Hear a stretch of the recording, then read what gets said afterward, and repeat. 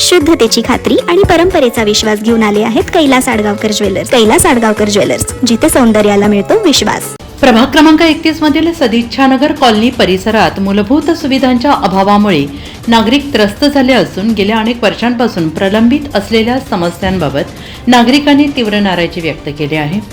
पिण्याच्या पाण्याची अडचण, उघड्यावर वाहणारे ड्रेनेज, परिसरातील धोकादायक डीपी तसेच नागरिकांसाठी खुले केलेल्या उद्यानात मोठ्या प्रमाणात साचलेला कचरा यामुळे परिसरात डासांचा प्रादुर्भाव वाढलेला असून नागरिकांच्या आरोग्याचा गंभीर प्रश्न निर्माण झाला आहे. या पार्श्वभूमीवर प्रभाग क्रमांक 31 मधील अपक्ष उमेदवार संजय गायकवाड हे घर टू घर प्रचारासाठी सदिच्छानगर कॉलनीमध्ये आले असता स्थानिक नागरिकांनी त्यांच्याकडे आपल्या व्यथा मांडल्या. गेल्या अनेक वर्षांपासून या समस्यांकडे दुर्लक्ष होत आहे. केवळ आश्वासनं मिळाली मात्र प्रत्यक्ष काम झालेलं नाही अशी भावना नागरिकांनी व्यक्त केली. सदिच्छानगर हा दुर्लक्षित एरिया नगरपालिकेच्या दृष्टिकोनातून, कारण इथे सगळे मध्यमवर्गीय आणि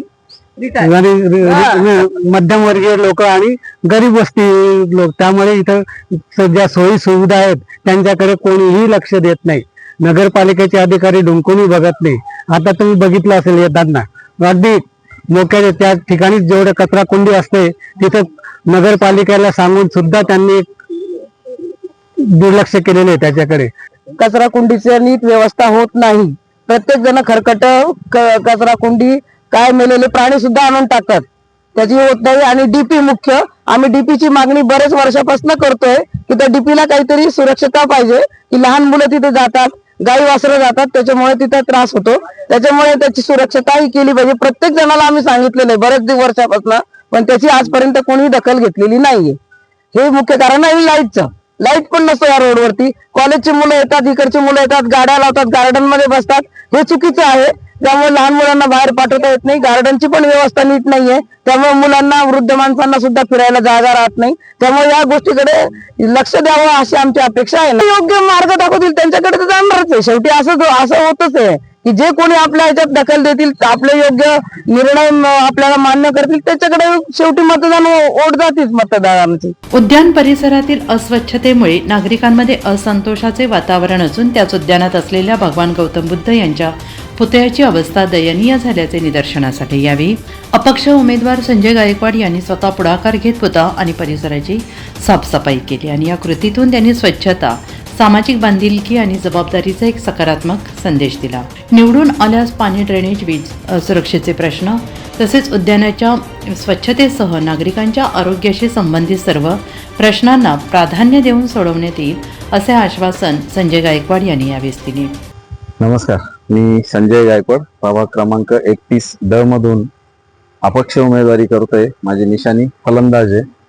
गेल्या 18 वर्षापासून मी एकनिष्ठेने काम केलं, परंतु जेव्हा आज प्रचार करताना कालचा दिवस आम्ही राणेनगरमध्ये फिरलो, तर राणेनगरमधून सुद्धा इतक्या कंप्लेंट्स आल्या की 9 वर्ष झाले ही लोक सत्ता असतानाही आमच्याकडे आले नाही, फक्त मतदानाच्या वेळीच हात जोडून आमच्याकडे येतात. हे योग्य नाही. आज दुसरा दिवस मी सदिच्छानगर मध्ये आलेलो आहे. इथले जे मतदार आहे त्यांच्या देखील त्याच कंप्लेंट आहे. आज हे एवढं मोठं ग्राउंड आहे, इथे ग्राउंड मध्ये इतका कचरा झालेला आहे.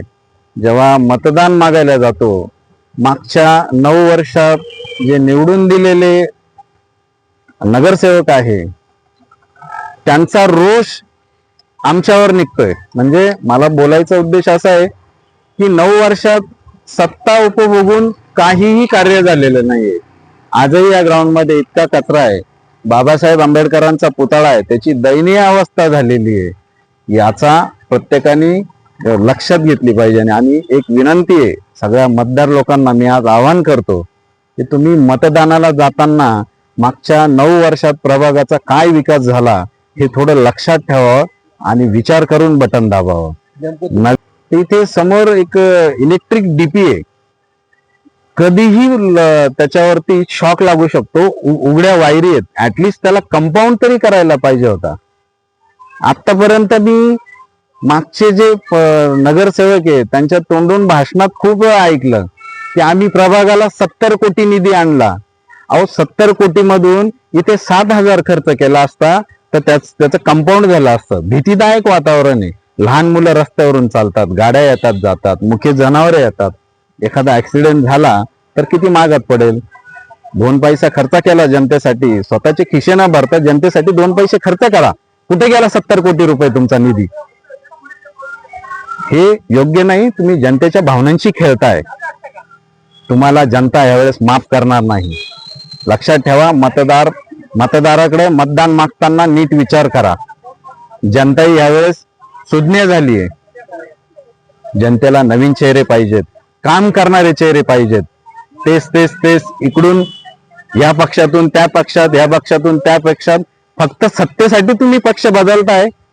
तुम्हाला तुमच्या कामावर विश्वास असेल ना, तर तुम्ही एका जागेवर राहून लोकांकडे जा, जनतेकडे जा आणि निवडून येऊन दाखवा.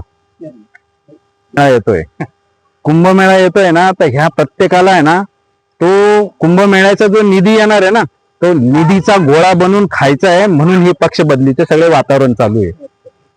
कोणी एकनिष्ठ राहिलेलं नाहीये आणि हे एकनिष्ठ पक्षही राहिलेला नाहीये. कोणालाही घ्यायचं, पैसे द्यायचे, पैसे घ्यायचे आणि उमेदवाऱ्या घ्यायच्या, हे योग्य नाही. हा जनतेकडून ह्या पक्षाचा ऱ्हास झाल्याशिवाय राहणार नाही. जनता ह्यावेळेस बरोबर उत्तर देईल. यावेळी अनेक नागरिकांनी नवीन चेहऱ्याला संधी देणार असल्याचं स्पष्टपणे सांगितलं आहे. NCN न्यूजसाठी सचिन दिवटे, नवीन नाशिक.